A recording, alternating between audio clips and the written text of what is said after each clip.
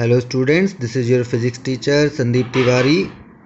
Today we will study Copernicus method to find distance of planets from Sun.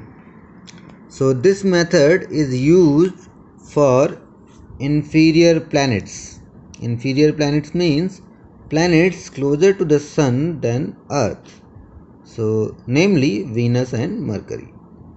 So this method is for Venus and Mercury to calculate their distance from the Sun. Now in this method we have to first find out elongation. Now what is elongation? It is the angle formed at the Earth between the Earth planet direction and the Earth Sun direction. This we call elongation. So let us see how it in the figure. So suppose this is our Sun and a planet is orbiting the Sun, planet like Venus or Mercury, and this is the Earth's orbit. So Earth is orbiting in this orbit. So this angle, the angle between Earth Sun direction and Earth planet direction. Okay, so this is the Earth Sun direction and this is the Earth planet direction. The angle between them is called the elongation of the planet. Now this distance is the distance between planet and Earth. So we write it as RPE, and this is distance between Earth and Sun. This is written as RES.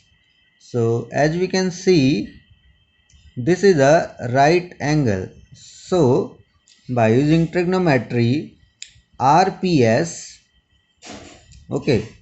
RPS is equal to RES sine epsilon. Now we are looking for this distance. So from this we get RPS is equal to RES sine epsilon. Epsilon is the elongation. Now RES, this is the distance between Sun and Earth. This we call 1 astronomical unit and we know its value as this much.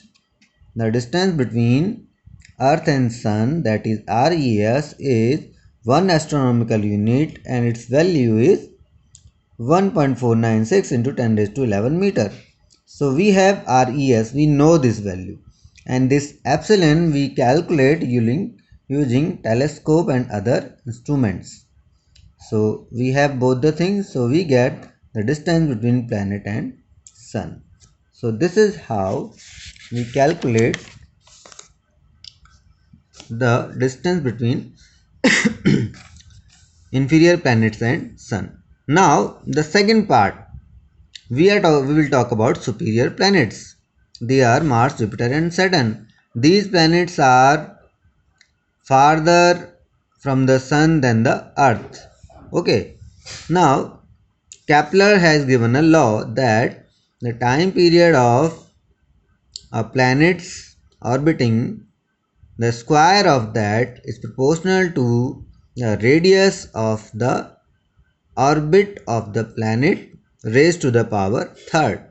So this is the radius of the orbit, time period of the planet. So square of this is proportional to cube of this.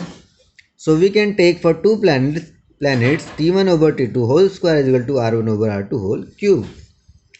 Now these time periods can be calculated by observation. Okay, and we know them, what are the time periods of various planets. So we know these two things. Now radius, suppose we know the radius of Earth. Okay, so we will keep the time period of Earth here, and here we will give the time period of another planet which is a superior planet. So by solving this we will get the radius of orbit of the superior planet. So these two methods, the first method and this method, are together the method given by the scientist Copernicus. So whether it is for inferior planets or for superior planets, we have two methods.